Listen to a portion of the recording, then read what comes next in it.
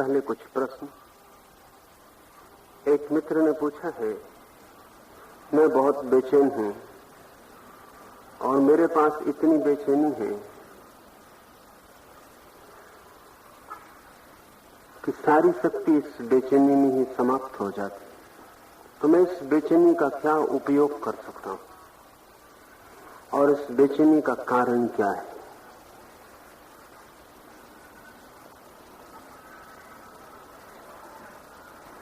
मनुष्य का होना ही बेचैनी है,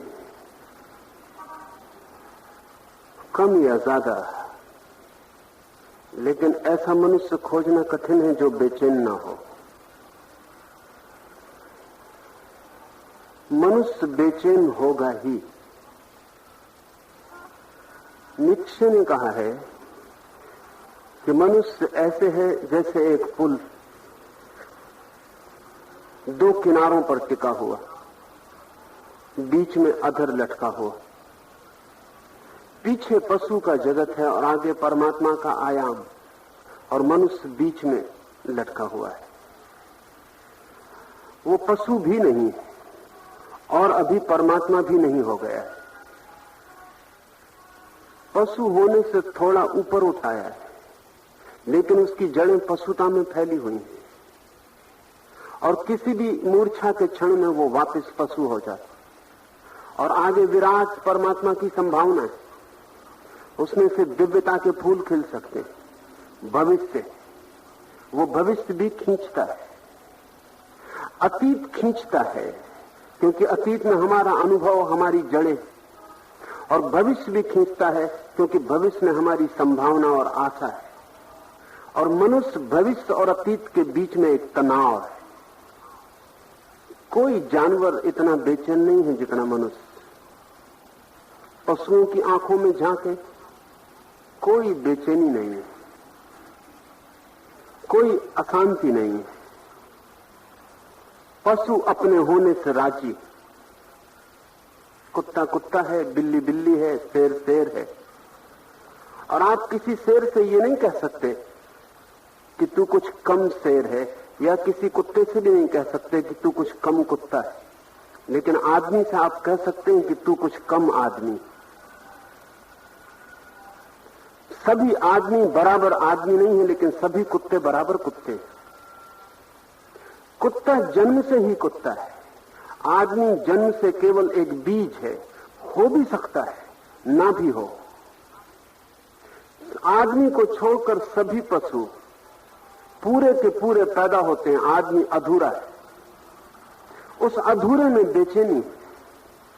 और पूरे होने के दो रास्ते, या तो आदमी वापस नीचे गिर के पशु हो जाए तो थोड़ी राहत मिलती।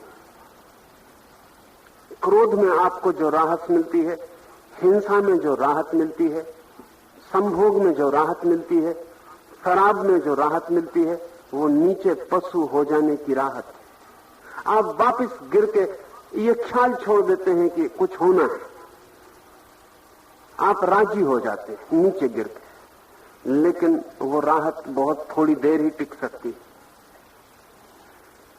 वो राहत इसलिए थोड़ी देर टिक सकती है क्योंकि पीछे गिरने का प्रकृति में कोई उपाय नहीं है। कोई बूढ़ा बच्चा नहीं हो सकता वापस। थोड़ी देर को अपने को भुला सकता है, बच्चों के खिलौनों में भी डूब सकता है। थोड़ी देर को गुड्डा गुड्डी का विवाह भी रचा सकता है, और थोड़ी देर को शायद भूल भी जाए कि मैं बूढ़ा हूं। लेकिन ये भूलना ही है। कोई बूढ़ा वापस बच्चा नहीं हो सकता। और ये भूलना कितनी देर चलेगा, ये विस्मरण कितनी देर चलेगा? ये थोड़ी देर में टूट जाएगा। असलियत ज्यादा देर तक नहीं भुलाई जा सकती। और जैसे ही ये टूटेगा, बूढ़ा वापस बूढ़ा हो जाएगा। आदमी पशु हो सकता है। आप क्रोध में थोड़ी देर मजा ले सकते हैं, लेकिन कितनी देर? और जैसे ही क्रोध के बाहर आएंगे, पश्चाताप शुरू हो जाएगा। आप शराब पी के थोड़ी देर को भूल सकते हैं, लेकिन कितनी देर? शराब के बाहर आएंगे और पश्चाताप शुरू हो जाएगा। जितने भी मूर्छा की विधियां हैं, वो पशु होने के मार्ग हैं। आदमी जैसा है वैसा रहे तो बेचैन, या तो पीछे गिरे तो चैन मिलता है, लेकिन चैन क्षण भर का ही होता है। जिनको हम सुख कहते हैं वे पशुता के सुख हैं, और इसलिए सुख क्षणभंगुर होता है, क्योंकि हम पशु सदा के लिए नहीं हो सकते। पीछे लौटने का कोई उपाय नहीं, आगे जाने का ही एकमात्र उपाय है। और दूसरा उपाय है आदमी बेचैनी की बाहर हो जाए कि वो परमात्मा के साथ अपने को एक होना जान ले, उसके भीतर जो छिपा है वो पूरा प्रकट हो जाए, मनुष्य अपना भविष्य बन जाए, वो जो हो सकता है वो हो जाए, तो वैसे ही शांति आ जाएगी जैसी गाय की आंख में दिखाई पड़ती। इसलिए संतों की आंखों में अक्सर पशुओं जैसी सरलता वापस लौट आती, लेकिन वो पशुओं जैसी है, पाश्विक नहीं है। पशु भी शांत है, इसलिए शांत है कि अभी उसे बेचैनी का बोध ही नहीं हुआ, अभी विकास का ख्याल पैदा नहीं हुआ, अभी आगे बढ़ने की आकांक्षा पैदा नहीं हुई, अभी आकाश को छूने और स्वतंत्रता की तरफ उड़ने के पंख नहीं लगे, अभी स्वप्न नहीं पैदा हुआ सत्य का, वो सोया हुआ है। जैसा सोया हुआ आदमी शांत होता है, ऐसा पशु भी शांत है। संत भी शांत हो जाता है, लेकिन स्वप्न पूरा हो गया इसलिए, सत्य पा लिया इसलिए संत पूरा हो गया, अब वो अधूरा नहीं है। अधूरे में बेचैनी रहेगी। तो आप अकेले बेचैन हैं ऐसा नहीं, मनुष्य ही बेचैन है।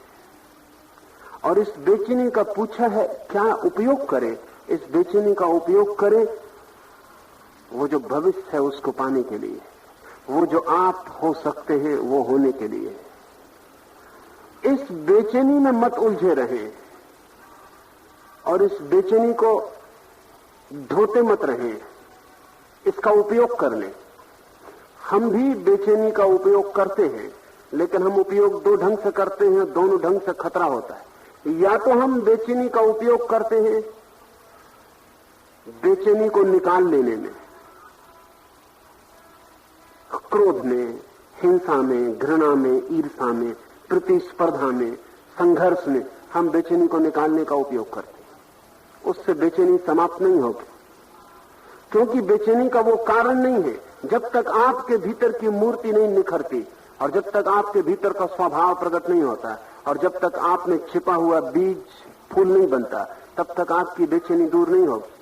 हाँ, थोड़ी देर को आप किसी पर बेचैनी उलीझ सकते हैं, उस उलीझने में राहत मिलेगी, लेकिन आप अपनी शक्ति को व्यर्थ खो रहे हैं। जिस शक्ति से बड़ी यात्रा हो सकती थी, उससे आप केवल लोगों को और स्वयं को दुख दे रहे हैं।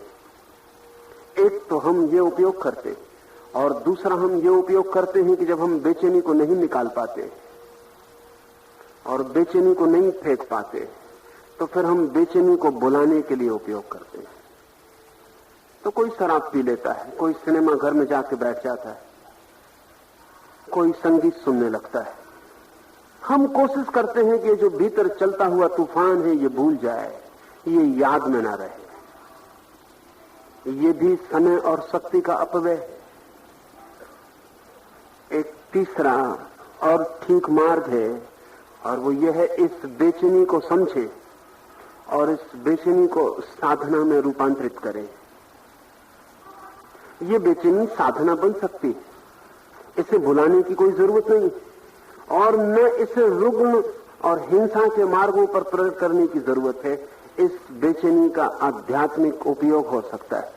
ये बेचैनी सीढ़ी बन सकती है, ये बेचैनी शक्ति है, ये उबलता हुआ ऊर्जा का प्रवाह है। इस प्रवाह को आप ऊपर की तरफ ले जा सकते हैं। छोटे से प्रयोग करें, आपको ख्याल नहीं होगा। आपको क्रोध आ जाए तो आप सोचते हैं एक ही रास्ता है कि क्रोध को प्रकट करो, या एक रास्ता है कि क्रोध को दबा लो और पी जाओ। लेकिन पी गया क्रोध आगे पीछे प्रकट होगा, पी गया क्रोध पिया नहीं जा सकता, वो जहर उबलता ही रहेगा और कहीं ना कहीं निकलेगा। और तब खतरे ज्यादा हैं, क्योंकि वो उन लोगों पर निकलेगा जिनसे उसका कोई संबंध भी नहीं था, और कहीं ना कहीं उसकी छाया पड़ेगी और जीवन को नुकसान पहुंचेगा। माइकलेंजेलो ने लिखा है कि जब भी मुझे क्रोध पकड़ लेता है तब मैं छेनी उठा के अपनी मूर्ति को बनाने में लग जाता हूं, पत्थर तोड़ने लगता हूं। और लिखा है माइकलएंजेलो ने कि मैं हैरान हो जाता हूं कि 5-7 मिनट पत्थर तोड़ने के बाद मैं पाता हूं कि मैं हल्का हो गया, क्रोध तिरोहित हो गया, किसी आदमी को तोड़ने की जरूरत नहीं रही। मनोवैज्ञानिक कहते हैं कि जब आपको क्रोध आए तो आप छोटे से प्रयोग करें और आप हैरान होंगे कि क्रोध नई यात्रा पर निकल सकता है। माइकलएंजेलो मूर्ति बना लेता है क्रोध से, सृजनात्मक हो जाता है क्रोध। मनोवैज्ञानिक कहते हैं कि आपको क्रोध आए तो आप इतना ही करें कि जोर से मुट्ठी बांधें 5 बार और खोलें और आपका क्रोध तिरोहित हो जाए। आप कहेंगे इतना आसान नहीं, लेकिन करके देखें। जितने जोर से मुट्ठी बांध सकते हो पूरी ताकत लगा दें और खोलें, फिर बांधें और खोलें, और 5 बार, और फिर लौट के अपने भीतर देखें कि क्रोध कहां है। आप हैरान होंगे कि क्रोध हल्का हो गया या खो भी गया या समाप्त भी हो गया। जापान में वे सिखाते हैं बच्चों को कि जब भी क्रोध आए तब तुम गहरी सांस लो और छोड़ो। आप एक 15-20 सांस गहरी लेंगे और छोड़ेंगे और आप पाएंगे क्रोध विलीन हो गया। न तो उसे दबाना पड़ा और न किसी पर प्रकट करना पड़ा, और 20 गहरी सांस स्वास्थ्य के लिए लाभपूर्ण, वो सृजनात्मक हो गए। जो बंधे हुए रास्ते हैं वे ही आखिरी रास्ते नहीं। अध्यात्म जीवन की समस्त बेचैनी का नया उपयोग करना सिखाता है। जैसे जब आपको क्रोध आए तो आप आंख बंद कर लें और क्रोध पर ध्यान करें। मुट्ठी बांध के भी शक्ति व्यर्थ होगी।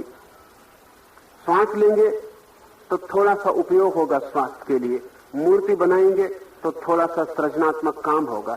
लेकिन क्रोध जब आए तो आंख बंद करके क्रोध पर ध्यान करें, कुछ भी ना करें, सिर्फ क्रोध को देखें कि क्रोध क्या है, क्रोध का दर्शन करें, साक्षी बन के बैठ जाएं, जैसे कोई और क्रोध में है और आप देख रहे हैं, और अपनी क्रोध से भरी प्रतिमा को पूरा का पूरा निरीक्षण करें। थोड़े ही निरीक्षण में आप पाएंगे क्रोध समाप्त हो गया, क्रोध विलीन हो गया। जैसा मुट्ठी बांधने से विलीन होता है, पत्थर तोड़ने से विलीन होता है, वैसा निरीक्षण से भी विलीन होता है। लेकिन निरीक्षण से जब विलीन होता है क्रोध, तो क्रोध में जो शक्ति छिपी थी वह आपकी अंतरात्मा का हिस्सा हो जाती है। जब मुट्ठी से आप क्रोध को विलीन करते हैं तो शक्ति बाहर चली जाती। जब आप पत्थर तोड़ते हैं तो भी बाहर चली जाती। लेकिन जब आप सिर्फ शुद्ध निरीक्षण करते हैं, सिर्फ एक विटनेस होकर भीतर रह जाते हैं कि क्रोध उठा है, मैं इसे देखूंगा और कुछ भी ना करूंगा, इस क्रोध के पक्ष में विपक्ष में कुछ भी ना करूंगा, सिर्फ देखूंगा। ये भी ना कहूंगा कि क्रोध बुरा है, ये भी ना कहूंगा कि क्रोध नहीं करना चाहिए, ये भी ना कहूंगा कि मुझे क्रोध क्यों होता है। मैं सिर्फ देखूंगा। जैसे आकाश में एक बादल जा रहा, ऐसे भीतर क्रोध के बादल को देखूंगा। जैसे रास्ते से कोई गुजर रहा हो, ऐसे भीतर से गुजरते क्रोध को देखूंगा। सिर्फ देखूंगा, कुछ करूंगा नहीं। और आप चकित हो जाएंगे, कुछ ही क्षणों में देखते ही देखते क्रोध शांत हो गया है, और वो जो क्रोध की शक्ति थी वो आपको भीतर उपलब्ध हो गई। यानी जीवन की समस्त बेचैनी को निरीक्षण और साक्षी के द्वारा अंतर यात्रा के उपयोग में ले आता है। वो फ्यूल बन जाती, वो ईंधन बन जाती। और इसलिए कई बार ऐसा हुआ है कि महाक्रोधी क्षण भर में आध्यात्मिक हो गए। हमने वाल्मीकि की कथा सुनी, ऐसी बहुत कथाएं, और हमें हैरानी होती है कि इतने क्रोधी, हिंसक, हत्यारे तरह के व्यक्ति क्षण भर में कैसे आध्यात्मिक जीवन में प्रवेश कर गए। राज उसका रहस्य यही है। असल में अगर आपके पास क्रोध की शक्ति भी नहीं है तो आपके पास ईंधन भी नहीं है, आप उपयोग क्या करिएगा। इसलिए साधारण क्रोधी आध्यात्मिक नहीं हो पाता, ख्याल रखना। साधारण काम वासना से भरा व्यक्ति आध्यात्मिक नहीं हो पाता। साधारण दुष्टता से भरा व्यक्ति आध्यात्मिक नहीं हो पाता। उसके पास जो कुछ भी है उसमें वो कुनकुना ही हो सकता है, उबल नहीं सकता है। उसके पास शक्ति छीन है। इसलिए आप घबराना मत। अगर बेचैनी ज्यादा है, सौभाग्य है। अगर काम वासना प्रगाढ़ है, सौभाग्य है। अगर क्रोध भयंकर है, बड़ी परमात्मा की कृपा है। इसका अर्थ है कि आपके पास ईंधन है।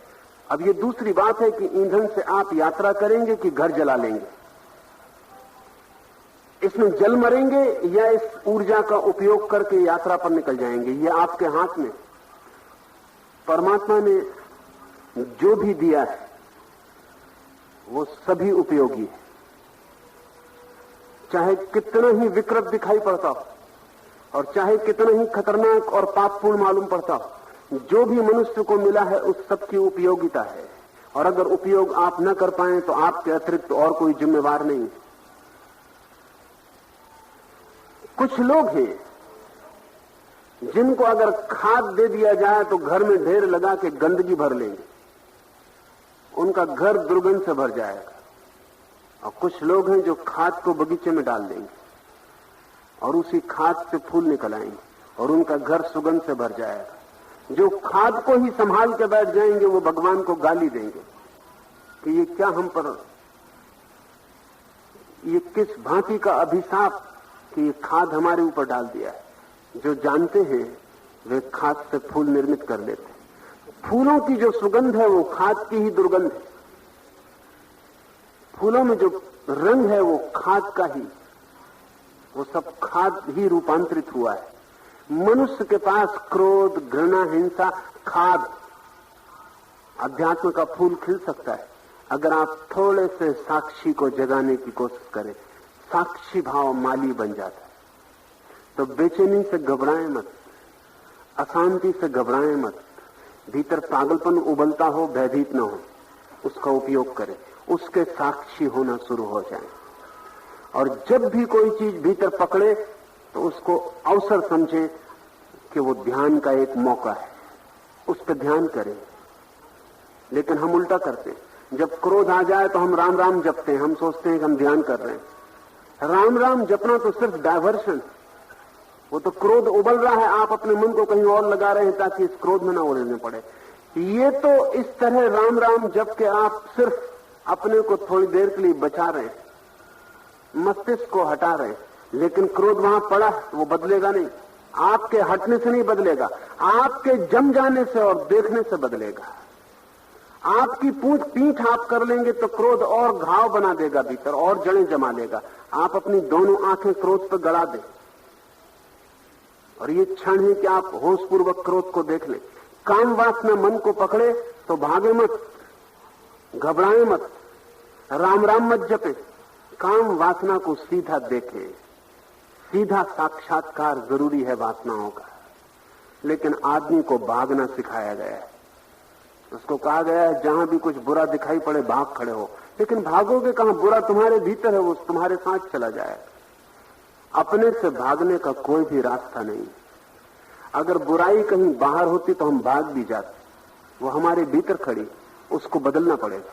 इस खाद का उपयोग करना पड़ेगा और इसका उपयोग करना बहुत कठिन नहीं। कठिनाई सिर्फ दो है। एक कि हम पहले से ही दुर्भाव बनाए बैठे। जो आदमी खाद का दुश्मन बना बैठा है वो खाद का उपयोग न कर पाएगा। हम पहले से ही माने बैठे हैं क्रोध बुरा है, घृणा बुरी है, सब बुरा है और उस सब से हम भरे। बुरे की जो धारणा है वो देखने नहीं देती। बुरे की जो धारणा है वो निष्पक्ष विचार नहीं करने देती। बुरे की जो धारणा है वो समझने के पहले ही भागने और लड़ने में लगा देती। तो एक तो धारणाएं छोड़े, निर्धारणा पूर्वक देखना शुरू करें। तथ्य उन्हीं के सामने प्रकट होते हैं जो बिना धारणा के उन्हें देखते। जो धारणा से देखते हैं वो तो अपनी ही धारणा को परिपुष्ट कर लेते। दूसरी बात, भागने की आदत छोड़े। पूरी पृथ्वी पर हमें पलायन सिखाया गया है। भागो, बचो। भागने से कोई भी कभी जीत को उपलब्ध नहीं होता। तो क्रोध आ गया है तो आप रेडियो खोल लेते, मन में काम वासना उठी है तो रामायण पढ़ने लगते। घृणा मन में उठ गई है, हिंसा का भाव आता है तो मंदिर चले जाते। भागे मत, भागने से कुछ भी ना होगा। वो जो छिपा है भीतर वो मजबूत होता रहेगा। न तो उसे मंदिर मिटा सकता है, न रामायण मिटा सकती है, कोई भी उसे मिटा नहीं सकता। सिवाय आपके साक्षात्कार के कोई उसे मिटा नहीं सकता। आपको उसे आंख गड़ा के देखना ही पड़ेगा। अपने भीतर जो है उसका नग्न दर्शन जरूरी है, लेकिन भागने वाला दर्शन नहीं कर पाता, और भागने वाला धीरे धीरे कमजोर हो जाता है। और जितना भागता है उतने ही शत्रु उसका पीछा करते हैं, क्योंकि वे शत्रु बाहर नहीं है, वो आपके साथ है, आप में ही है, आपके हिस्से हैं।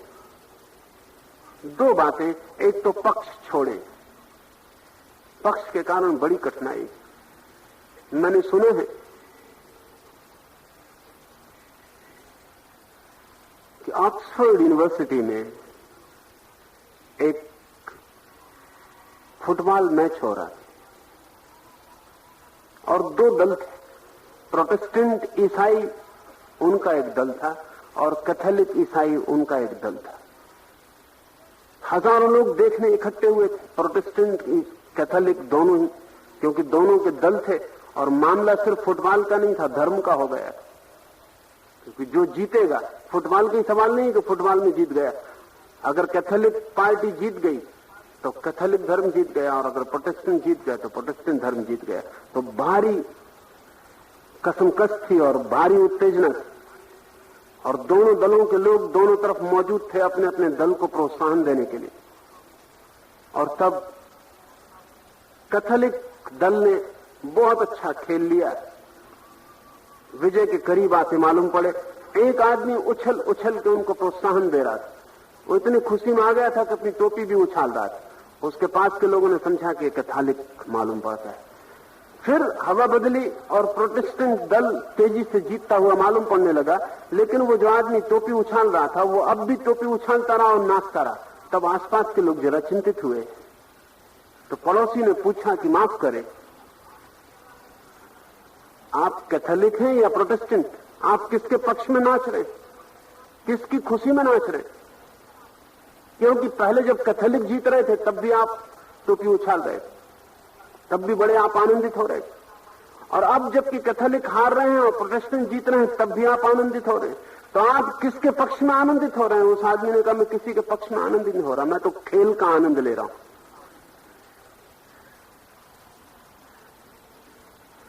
जिस आदमी ने पूछा था उसने अपनी पत्नी से कहा कि यह आदमी नास्तिक मालूम होता,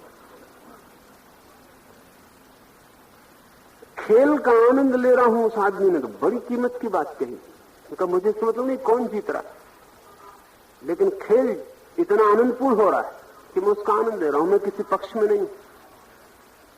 तो उस आदमी को लगा कि नास्तिक होना चाहिए, क्योंकि जो कैथोलिक भी नहीं है और प्रोटेस्टेंट भी नहीं। आप मन का थोड़ा आनंद लेना सीखें, लेकिन आप पहले से या तो कैथोलिक हैं या प्रोटेस्टेंट, पहले से माने बैठे और मन की शक्तियों का आनंद नहीं ले पाते। पहले से मान लिया है कि क्रोध बुरा है, काम वासना पाप है, लोभ बुरा है, ये बुरा है, वो बुरा है, ये अच्छा है, सब माने बैठे। पता आपको कुछ भी नहीं है, क्योंकि अगर आपको ही पता हो कि क्या बुरा है तो बुरा फौरन बंद हो जाए। अगर आपको ही पता हो कि क्या भला है तो भला आपकी जिंदगी में आ जाए। आपको कुछ पता नहीं है। सुना है, लोगों ने कहा है, हजारों हजारों साल की हवा और संस्कार, तो बस आप उनको मान के बैठे हैं और उससे बड़ी अड़चन में पड़े हुए। क्रोध बुरा है ये मालूम है और क्रोध होता है, इसलिए अड़चन दोहरी हो गई। क्रोध का दुख तो भोगना ही पड़ता है, फिर क्रोध किया इसका भी दुख भोगना पड़ता है। ये दोहरा दुख हो गया। क्रोध ही काफी था आदमी को परेशान करने के लिए। अब आप एक और दुश्मन खड़ा कर लिए कि क्रोध बुरा है, तो पहले क्रोध करें उसका दुख भोगें और फिर क्रोध किया इसका दुख भोगें। काम वासना बुरी है, पहले काम वासना का दुख भोगे और फिर काम वासना में उतरे ये पाप किया इसका दुख भोगे, और इस तरह जीवन और जटिल हो गया है। काम वासना क्या है, क्रोध क्या है, मन की सारी ऊर्जाएं क्या है, इनका निष्पक्ष दर्शन सीखें और आप बड़े आनंदित होंगे। और उस आनंद से ही आपके जीवन में बेचैनी बदलनी शुरू हो जाएगी और चैन निर्मित होने लगेगा। दूसरी बात, भागना बंद कर दें। वैज्ञानिक कहते हैं कि दो ही उपाय हैं, या तो भागो या लड़ो। जिंदगी में यही है। अगर एक शेर आप पे हमला कर दे तो दो ही उपाय है, या तो भागो या लड़ो। अगर लड़ सकते हो तो ठीक, नहीं तो भाग खड़े हो। दो ही उपाय हैं। बाहर की जिंदगी में अगर संघर्ष की स्थिति आ जाए तो दो ही विकल्प हैं, लड़ो या भागो। लेकिन भीतर की जिंदगी में एक तीसरा विकल्प भी है, जागो। वो तीसरा विकल्प ही धर्म है। बाहर की जिंदगी में तो कुछ उपाय नहीं, दो ही मार्ग हैं। अगर शेर हमला कर दे तो क्या करिएगा? या तो लड़िए या भागिए, दो में से कुछ चुनना ही पड़ेगा। लेकिन भीतर दो विकल्प की जगह तीन विकल्प हैं, या तो लड़ो या भागो या जागो। न लड़ो और न भागो, सिर्फ खड़े होकर जाग जाओ। जो भी हो रहा है उसे देख लो। जागते ही ऊर्जा रूपांतरित होती है और बेचैनी अनंत की यात्रा पर निकल जाती है, वो नाव बन जाती।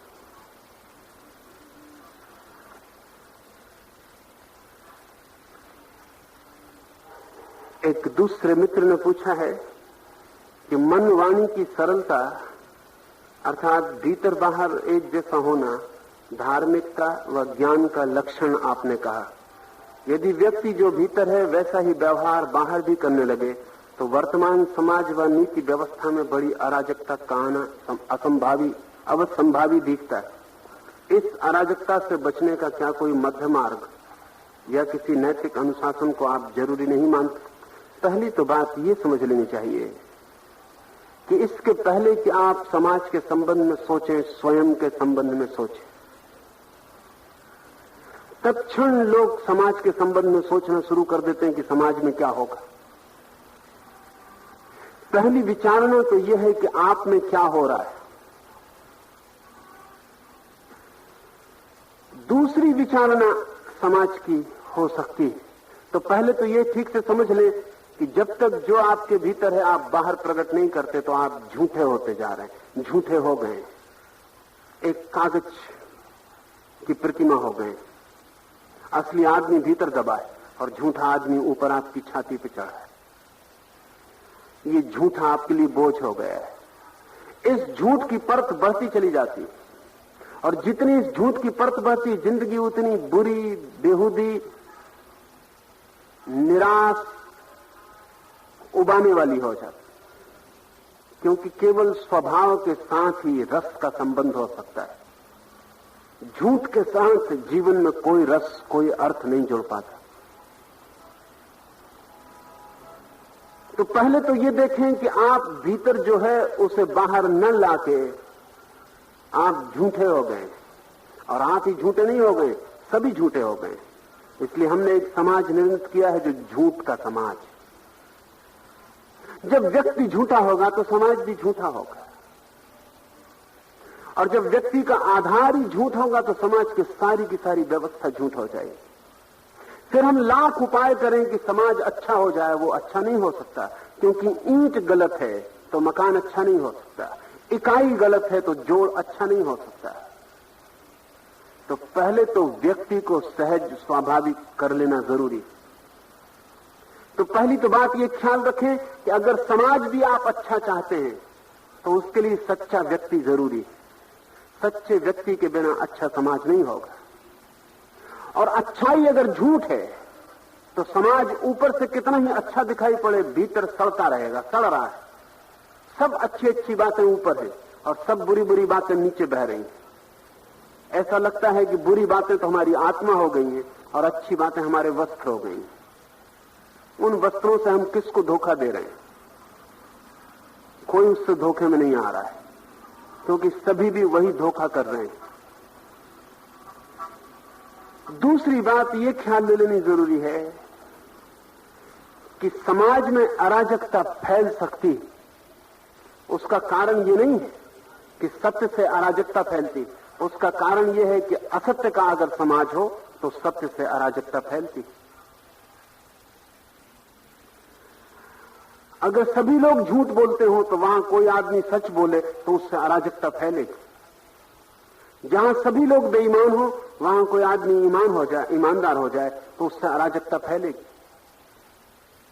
आपने वो कहानी सुनी होगी कि एक सम्राट नग्न रास्ते पर निकला है, लेकिन एक आदमी ने उसे भरोसा दिलवा दिया है कि वो देवताओं के वस्त्र पहने हुए। एक धोखेबाज आदमी ने उससे लाखों रुपए ले लिए और उससे कहा है कि मैं तुझे देवताओं के वस्त्र ला दूंगा। और एक दिन वो देवताओं के वस्त्र लेके आ गया और उसने सम्राट को कहा कि अपने वस्त्र उतारते जाएं, मैं देवता के वस्त्र निकालता हूं। सम्राट ने अपनी टोपी निकाली, उसने पेटी में से खाली हाथ बाहर निकाला। सम्राट ने देखा कि टोपी तो हाथ में नहीं है। उसने कहा तुम्हारा हाथ खाली है। उस आदमी ने सम्राट के कान में कहा कि मैं जब चलने लगा तो देवताओं ने मुझसे कहा था ये वस्त्र केवल उसी को दिखाई पड़ेंगे जो अपने ही बाप से पैदा हुआ। उस सम्राट को तत्क्षण टोपी दिखाई पड़ने लगी, क्योंकि अभी झंझट की बात हो गई। उसने कहा हा, ऐसा सुंदर टोपी तो मैंने कभी देखी नहीं। और उसने टोपी सिर पर रख ली जो थी ही नहीं।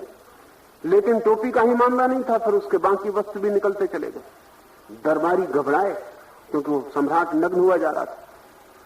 लेकिन जब आखिरी वस्त्र भी निकल गया तब उस आदमी ने जोर से कहा कि दरबारियों, अब तुम्हें मैं एक और खबर बताता हूं। जब मैं चलने लगा तो देवताओं ने कहा था कि ये वस्त्र उसी को दिखाई पड़ेंगे जो अपने ही बाप से पैदा हुआ हो।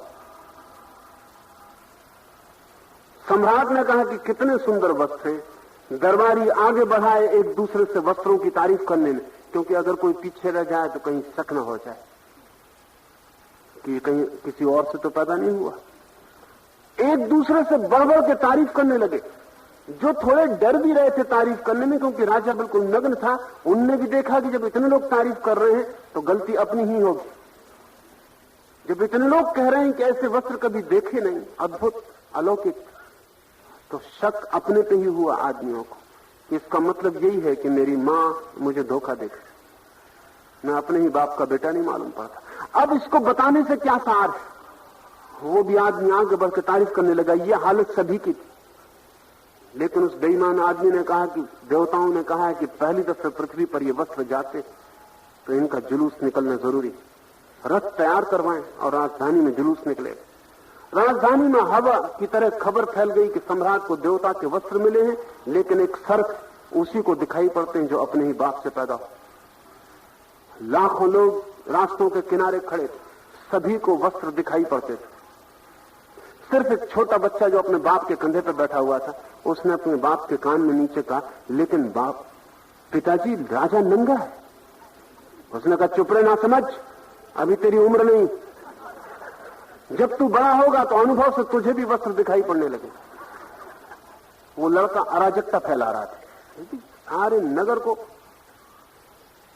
सबको वस्त्र दिखाई पड़ रहे थे। अगर सारा समाज झूठ को पकड़े हो तो सत्य अराजकता लाता है, लेकिन ऐसी अराजकता स्वागत के योग्य। सन्यासी का अर्थ ही यही है कि वो समाज के झूठ के मानने को राजी नहीं। सन्यासी अराजक, असामाजिक, वो ये कह रहा है कि तुम्हारे झूठ मानने को मैं राजी नहीं हूं, मैं उसी ढंग से जीऊंगा जिस ढंग से मुझे ठीक लगता है, चाहे इसके लिए मुझे कुछ भी कष्ट झेलना पड़े। वो कष्ट तपश्चर्या है। आप ये मत सोचे कि सत्य की यात्रा पर कोई कष्ट ना होगा। अगर ऐसा होता कि सत्य की यात्रा पर कोई कष्ट ना होता तो दुनिया में इतना झूठ होता ही नहीं। सत्य की यात्रा पर कष्ट है, इसलिए तो लोग झूठ के साथ राजी हैं। झूठ सुविधापूर्ण है, सत्य असुविधापूर्ण है। झूठ में कन्वीनियंस, क्योंकि चारों तरफ झूठ है। वो बाप अपने बेटे से क्या कह रहा था? वो यही कह रहा था कि उपद्रव खड़ा मत कर। यही सुविधापूर्ण है। जब सबको वस्त्र दिखाई पड़ रहे हो तो अपने को भी वस्त्र देखना ही सुविधापूर्ण है, झंझट खड़ी करनी उचित नहीं। ये जो कृष्ण का सूत्र है कि मन वाणी की सरलता, सहजता, ये आपको खतरे में तो ले ही जाएगी। खतरे में इसलिए ले जाएगी कि चारों तरफ जो लोग हैं वो मन वाणी से सरल नहीं है,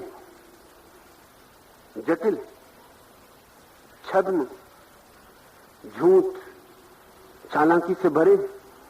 वे वही नहीं कहते हैं जो कहना चाहते, वे वही नहीं प्रकट करते हैं जो प्रकट करना चाहते। और ये इतनी परतें हो गई हैं झूठ की कि उनको खुद भी पता नहीं कि वो क्या कहना चाहते, उनको खुद भी पता नहीं वो क्या करना चाहते, उनको खुद भी पता नहीं वो क्या कर रहे हैं। तो निश्चित ही जब कोई व्यक्ति ये निर्णय और संकल्प करेगा कि मैं सरल हो जाऊंगा, तो अड़चने आएंगी, कठिनाइयां खड़ी होंगी।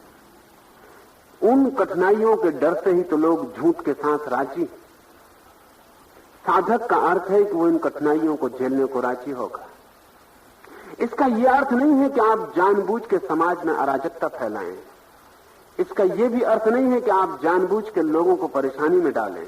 इसका कुल इतना अर्थ है कि जब भी आपके सामने ये सवाल उठे कि मैं अपनी आत्मा को बेचूं और सुविधा को खरीदूं या सुविधा को तोड़ने दूं और आत्मा को बचाऊं, तो आप आत्मा को बचाना और सुविधा को जाने देना। ये कोई जरूरी नहीं है कि आप 24 घंटे उपद्रव खड़ा करते रहें, लेकिन इतना ख्याल रखना जरूरी है कि आत्मा न बेची जाए किसी भी कीमत पर। सुविधा के मूल्य पर स्वयं को न बेचा जाए, इतना ही ख्याल रहे तो आदमी धीरे धीरे सरलता को उपलब्ध हो जाता है। और कठिनाई शुरू में ही होगी। एक बार आपको सत्य के साथ तालमेल बैठ जाएगा तो कठिनाई नहीं होगी। सच तो यह है, तब आपको पता चलेगा कि झूठ के साथ मैंने कितनी कठिनाइयां झेली और व्यर्थ झेली, क्योंकि उनसे मिलने वाला कुछ भी नहीं। सत्य के साथ झेली गई कठिनाई का तो परिणाम है, फल है। झूठ के साथ झेली गई कठिनाई का कोई परिणाम नहीं, कोई फल नहीं। एक झूठ बोलो तो 10 झूठ बोलने पड़ते हैं, क्योंकि एक झूठ को बचाना हो तो 10 झूठ की दीवार खड़ी करनी जरूरी है, और फिर 10 झूठ के लिए 1000 बोलने पड़ते, और इस सिलसिले का कोई अंत नहीं होता। और एक झूठ से हम दूसरे पर पोस्टपोन करते जाते हैं, कहीं पहुंचते नहीं। सत्य के लिए कोई इंतजाम नहीं करना होता है। सत्य के लिए कोई दूसरे सत्य का सहारा नहीं लेना पड़ता है। वाइल्ड ने लिखा है कि झूठ बोलना केवल उन्हीं के लिए संभव है जिनकी स्मृति बहुत अच्छी हो। जिनकी स्मृति कमजोर है उन्हें भूल के झूठ नहीं बोलना चाहिए, क्योंकि झूठ में बहुत हिसाब रखना पड़ेगा। एक झूठ बोल दिया तो फिर उसका हिसाब रखना पड़ता है सदा, फिर उसी झूठ के हिसाब से सब बोलना पड़ता है। तो वाइल्ड ने लिखा है कि मेरी चूंकि स्मृति कमजोर है, इसलिए मैं सत्य का ही भरोसा करता हूं, क्योंकि उसे बोलने में याद रखने की कोई जरूरत नहीं। झूठ के लिए स्मृति तो मजबूत चाहिए। इसलिए अक्सर ऐसा हो जाता है कि जो समाज अशिक्षित है वहां झूठ कम प्रचलित होता है, क्योंकि झूठ के लिए शिक्षित होना जरूरी है। जो समाज असभ्य है वो कम बेईमान होते हैं, क्योंकि बेईमानी के लिए जितनी कुशलता चाहिए वो उनके पास नहीं होती। जैसे ही लोगों को शिक्षित करो बेईमानी बढ़ने लगती है, उसी अनुपात में लोगों को शिक्षा दो उसी के साथ झूठ बढ़ने लगता है, क्योंकि अब वे कुशलता से झूठ बोल सकते। झूठ के लिए कला चाहिए। सत्य के लिए बिना कला के भी सत्य के साथ जिया जा सकता है। झूठ के लिए आयोजन चाहिए। हम जिस समाज में जी रहे हैं वो सब आयोजित है। इस आयोजन के बीच से छूटना हो तो कठिनाई शुरू में होगी, लेकिन कठिनाई अंत में नहीं होगी। इस बात को ऐसा समझें कि असत्य के साथ पहले सुविधा होती है, बाद में असुविधा होती है। सत्य के साथ पहले असुविधा होती है, बाद में सुविधा होती है। जिनको हम संसार के सुख कहते हैं वो पहले सुख मालूम पड़ते हैं, पीछे दुख मालूम पड़ते हैं। और जिनको हम अध्यात्म की तपस्या कहते हैं वो पहले कष्ट मालूम पड़ती है और पीछे आनंद हो जाता है। इसको सूत्र की तरह याद कर ले। पहली ही घटना को सब कुछ मत समझना, अंतिम घटना सब कुछ है। तो पहले अगर असुविधा भी हो तो उसकी फिक्र ना करके यही ध्यान रखना कि बाद में क्या होगा, अंतिम फल क्या होगा, अंतिम परिणाम क्या होगा। नहीं तो लोग जहर की गोली भी शक्कर में लिपटी हो तो खा लेते हैं, क्योंकि पहले स्वाद मीठा मालूम पड़ता है। पहले स्वाद से सावधान होना जरूरी है। अंतिम स्वाद को ध्यान में रखना जरूरी है।